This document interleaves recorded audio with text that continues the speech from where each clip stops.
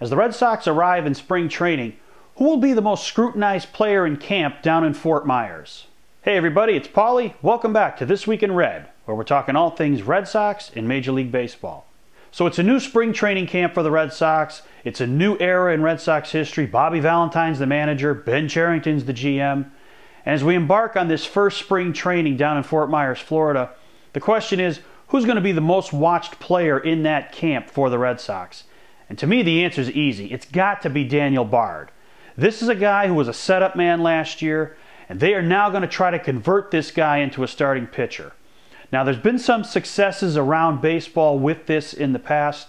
Alexi Ogando from Texas comes to mind.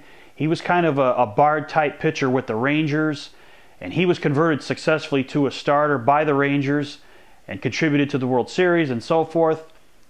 The Red Sox can only hope it goes that well for Daniel Bard. Now, we've talked a lot about Bard in the offseason, and I really felt that he would remain in the bullpen and would take over the closer's role now that Jonathan Papelbon has left for Philly.